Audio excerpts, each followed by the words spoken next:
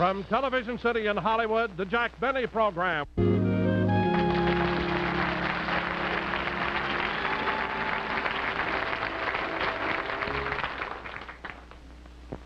Oh, my papa, to me was so wonderful. Oh, my papa, to me is so good. That's why I say he's gentle.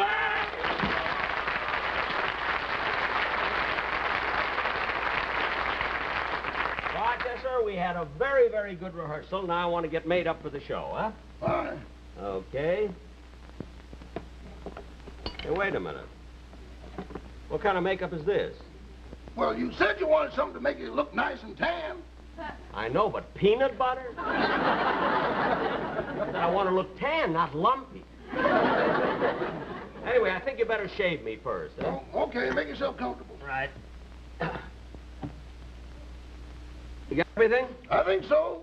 Shaving cream, brush, razor, smelling salts.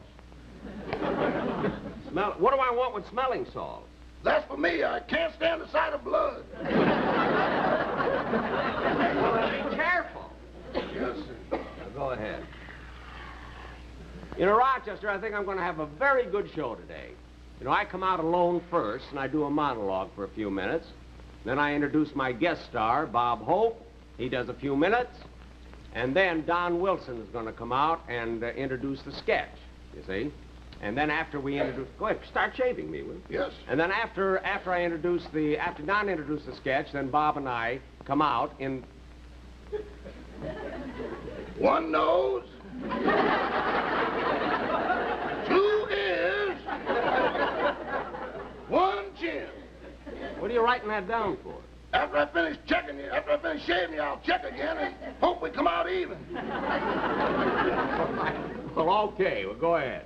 Yes, sir. Oh, my papa, to me was so wonderful. Oh, my... Uh-oh. What's the matter? I think I cut you. What do you mean you think? Can't you tell? It would help if you'd bleed a little. Well, I'm not going to force myself just for you. Go ahead and stop singing. I want to concentrate on the show, on my monologue. Yes. Okay, I don't want to forget to tell the audience about my personal appearance tour that I open in Dallas, Texas on June 14. Then I go up to Portland and Vancouver and Seattle. Hey, Jack. Yeah. Hey, Jack, don't you think you better hurry? You'll be out in a few minutes. Oh, I'll be ready. Bob Hope still complaining about the script?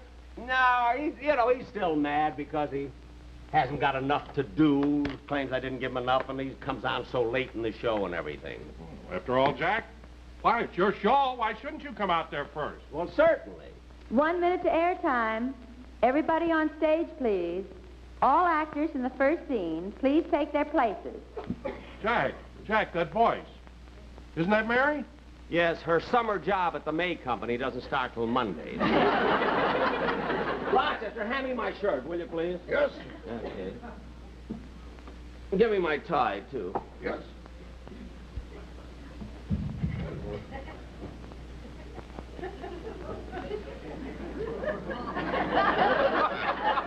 John, stop eating my makeup. All right, Jack, all right. See you on stage. Okay. Rochester, get me my pants, too, will you, Yes. please? Well, hurry up. Give me my pants. We haven't got too much time now. They're not here. What do you mean they're not here? I put them right over there on that chair. Well, they're not here now. Well, where did you take them? I didn't take them anyplace.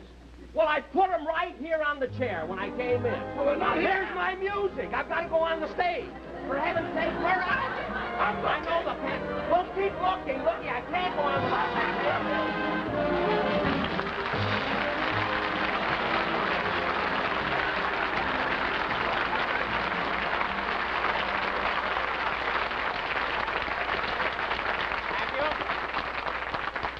Thank you very much, ladies and gentlemen. Welcome to the Lucky Strike program.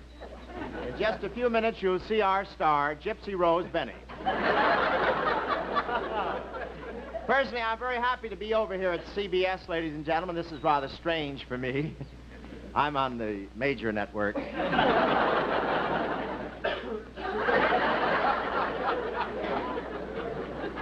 I really feel like a stranger. I feel like Zsa Zsa at a PTA meeting over here. I don't know.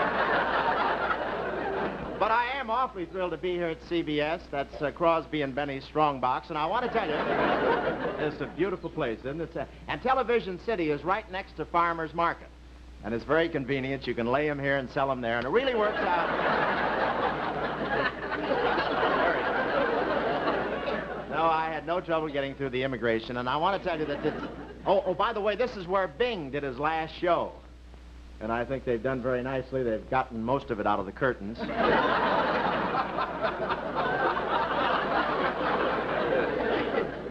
He's undecided about his next show. He doesn't know whether to go on again or buy the whole thing. I don't know whether... He's up in Nevada right now, looking over Boulder Dam. His piggy bank is filled. He's loaded, you know. He uses Howard Hughes for a bellboy. But I want to tell you, I really hated to do this to Jack, but it's the only way I could get on. And isn't that wonderful material? Unfinished payments. Brooks Brothers. Not made by him, worn by him. And look at the shine on those pants. This could start another hearing.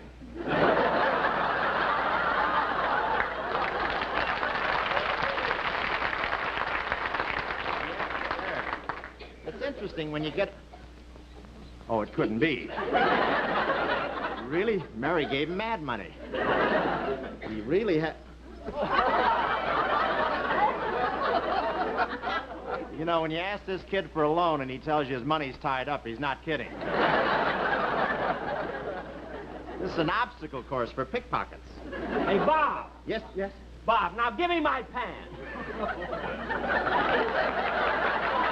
I'll give them.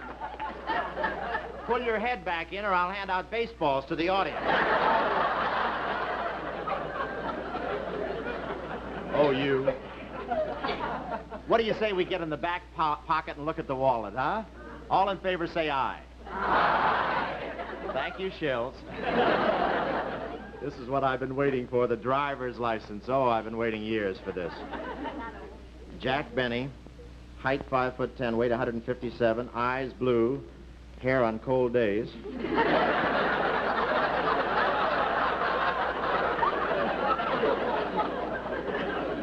Date of birth. This has been erased once too often. He's had this for a long time. Is this license good for bicycles, automobiles, and covered wagons? Hey, Bob. Yes, Bob, John? give me Jack's pants, will you? Why? I had to give him mine. You mean Jack is actually wearing your pants? You're darn right I am.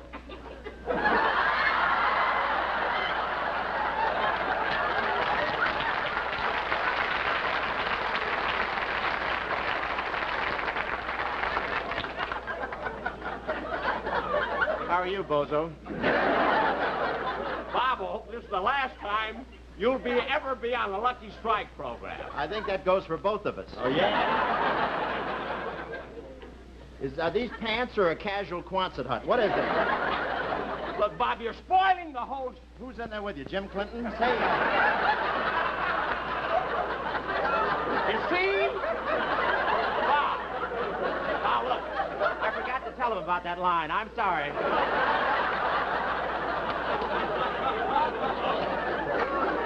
Bob, you're spoiling the whole show. So? Now, I got to bring Don Wilson out here to introduce the sketch, and you're not even dressed yet. All right, all right. Now go ahead and get dressed. I'll go, but don't get so mad.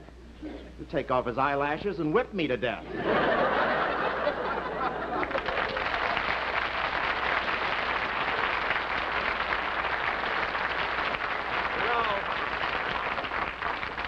You know, really, ladies and gentlemen, you know, you can't get mad at Bob Hope.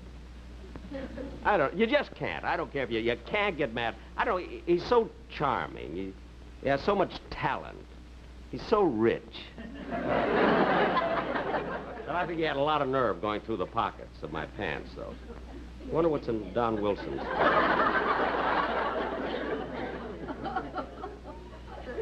What do you know? A money clip with a lamb chop in it. Oh, he loves to eat. What is here? A shrimp cocktail. I better bring him out here to introduce the sketch. Oh, Don! What do you want? Come on out. You got to introduce the sketch. I won't come out dressed like this. It's embarrassing. I don't care if it's embarrassing or not. You come out here. Oh, all right.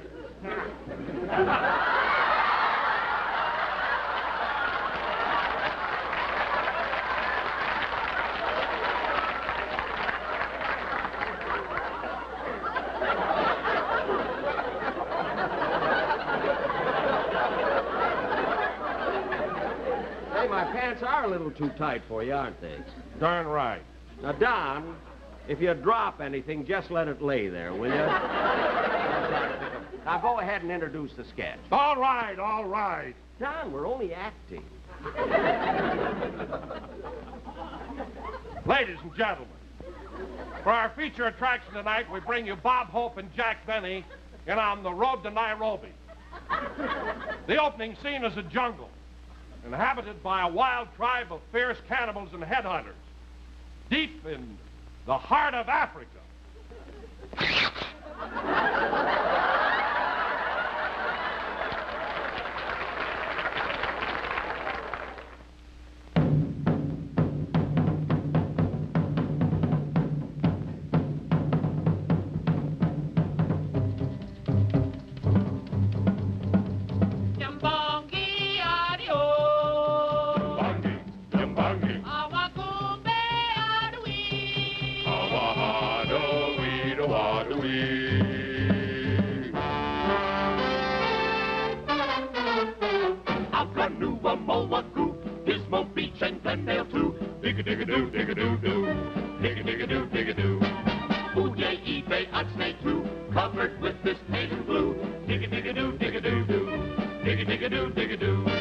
Man who thinks that native chick is just a dummy often end by filling up a savage tummy. That's a big soda. We eat man, and when we're through, we all smoke his luckies too. Dig-a-dig-a-doo, dig-a-doo-doo, dig-a-dig-a-doo, dig-a-doo.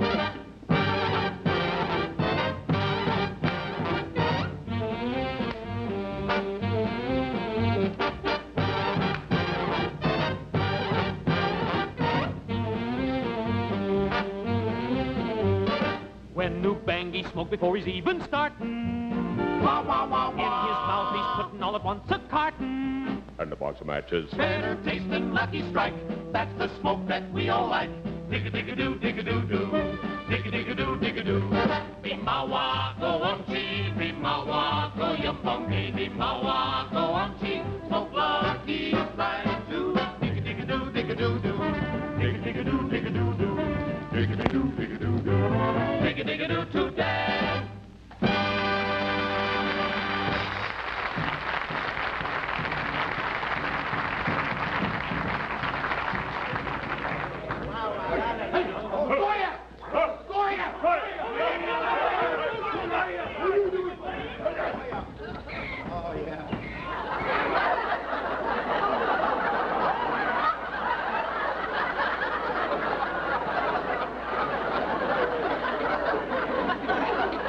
Which way to Pierce Brothers?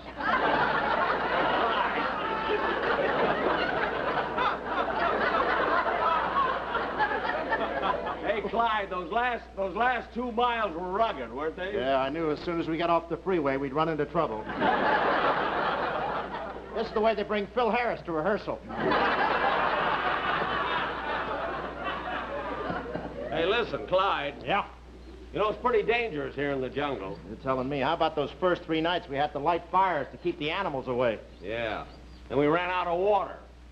For 3 weeks, we couldn't even take a bath. And then the animals lit fires to keep us away. What do you say we camp here for tonight, huh? Okay, let's do that. Let's hang up the hors d'oeuvre right here. There we are. Oh. Should we build a fire? Yeah, I guess so. You know, Clyde, I think we're kind of silly. What do you mean? Well, here we are in Africa with a tiger. Well, what about it? Well, everybody knows there are no tigers in Africa. There aren't? No.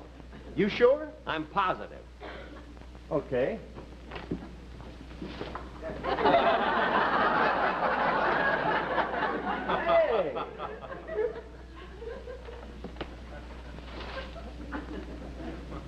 He must have gone to a veterinarian in Denmark.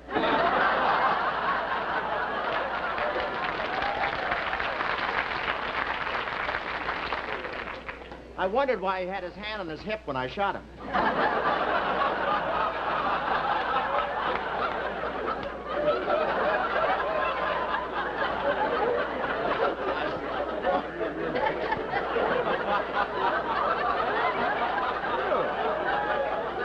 He has his claws manicured. Don't point. I know the line. Don't point. Say, I don't know why I came on this expedition with you. I'm going home. Well, you can go home if you wanna. But I'm going to stay right here in the jungle until I find the secret formula for shrinking heads. Aren't you going to a lot of trouble just because you bought a hat that's too small for you? That's what I like about you, Clyde. You'll have your little joke no matter how little it is. Now, let's get something to eat, will you? I'm hungry. Okay. You don't have to worry about food, boy. We got plenty right here. All right, don't stall around. Get it ready. Okay.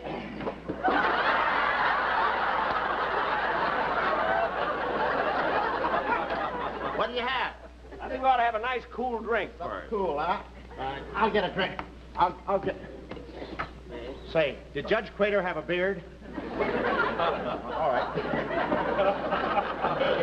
That's just for the East Coast we do that. Hey, Clyde. Here's the ice cubes. Clyde. Yeah. What kind of a tiger is that, Siberian or Bengal? General Electric. Hey, what's that? Was that Dennis Day rehearsing? Hey, it's a lion. Get your gun, Buck. This is the McCoy. Get your gun.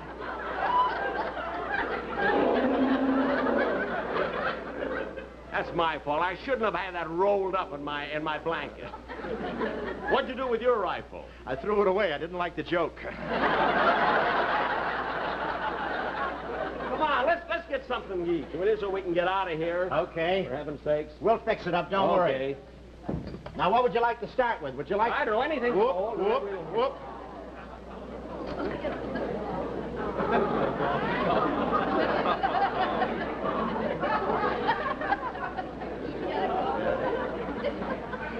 Nice ad libbing.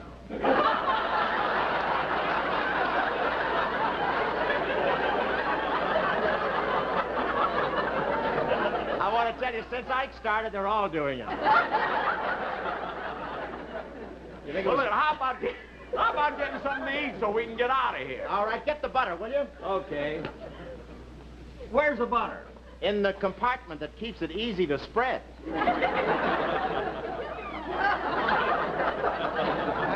Thank you, Betty Furness. You make the sandwiches, and I'll try and find a place to camp. Huh? I wonder where would be a good place to put up the tent here. Say, Clyde, do you think that if we put up the tent here, someplace, right between these two... Yikes! Hey, Buck, what happened? Marlon, tell me. Huh? No, not in code. Talk to me. What happened?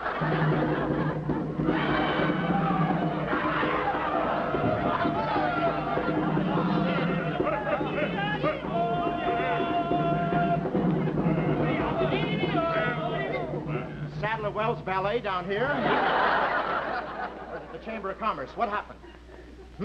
These are cannibals. They're fierce. They're going to eat us, Buck. Hey, look, here, food. Bite! Ow! Sonny Caps. Wait up. Tell me. What are you doing up to his mouth? Look at that. I'll talk to him. Who are you? Me, Chief. And who are you? Me, Super Chief. Eat us, but don't get a laugh, will you?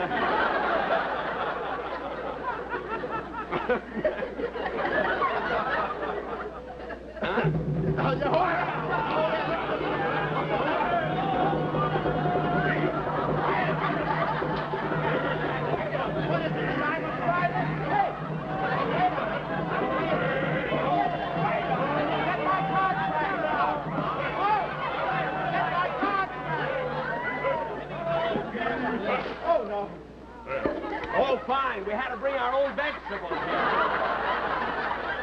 You better get some tenderizer. I still have my shoes on. Oh, we didn't remember that.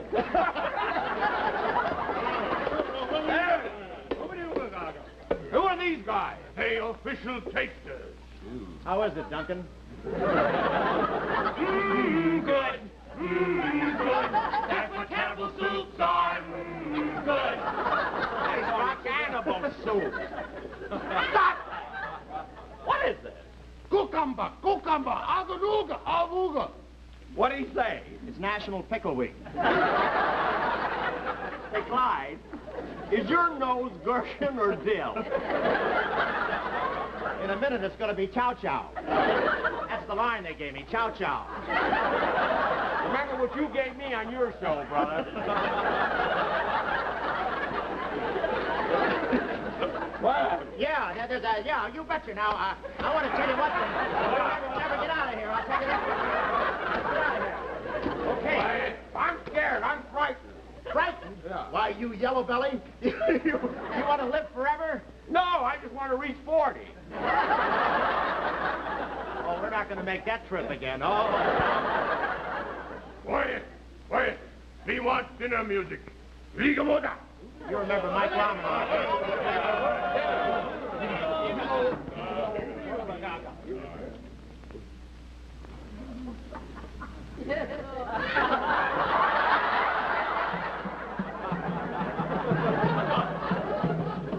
What's he doing? Is he playing a samba or a rumba? What's the difference? We ain't got any room to dance. That's fine. Booga booga. Booga booga. Start fire. Start fire. They're going to start a fire. No, They're going to burn us. You're kidding. They're going to burn us. Oh, wait a minute. Look. Just a minute, man. Stop it. Wait a minute, fellas. Booga booga. Hey, they can't start the fire. They can't start the fire. They have no matches. They have no matches. Oh, they can't. I got a match.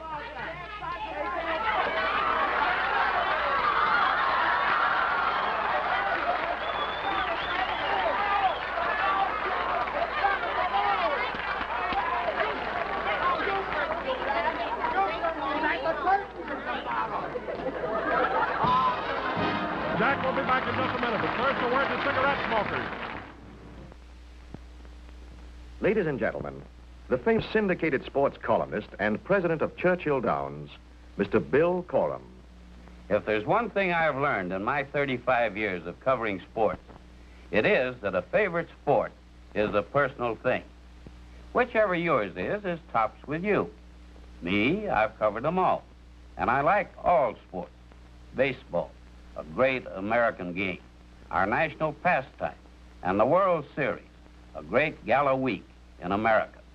And the kickoff in a big football game. But for me, the king of them all is horse racing. Naturally, I think that the Kentucky Derby is the greatest sports event in the world.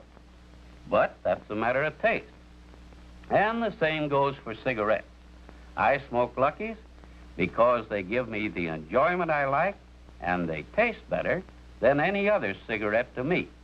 Sports columnist Bill Coram's got the right idea. It's all a matter of taste. And the fact is, Lucky's taste better for two good reasons.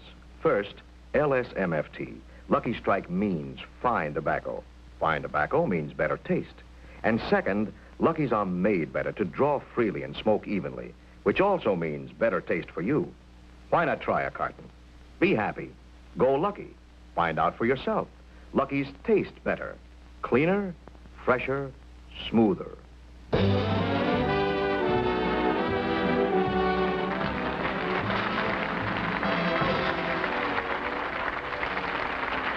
you very, very much, ladies and gentlemen. You were such a nice audience, and this, as you know, is my last show of this season, but we'll be back again in the fall. Of course, I'd like to tell the viewers, people sitting at home, what I told you folks before the show, you know, that the kind of a show we had. We had about 8 rehearsals, and Hope changed every line. So finally, when we finally came to the show, I didn't know what he was going to say. It turned out that way, which was very good, I think. But anyway, I'd like to have you meet my guest, Bob Hope. Ladies.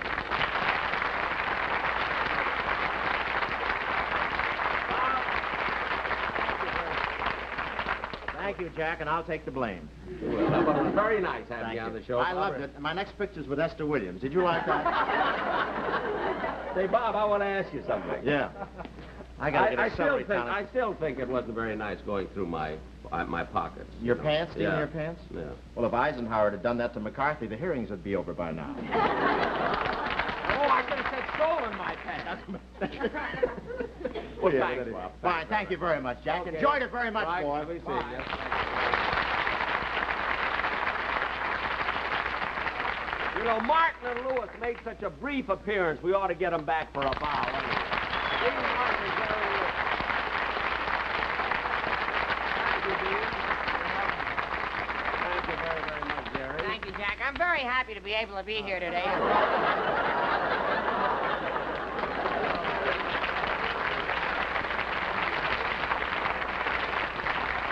Thank you.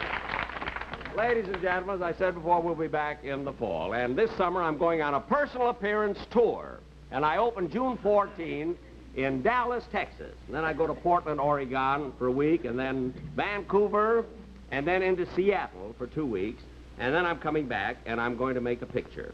And this picture it's the first time I've made a picture since the horn blows at midnight. And this picture that I'm going to make is one that I wrote myself. And it's all about, it's a picture called California. And this is not a historical picture. You see, this is a picture all about the wonderful climate that we have.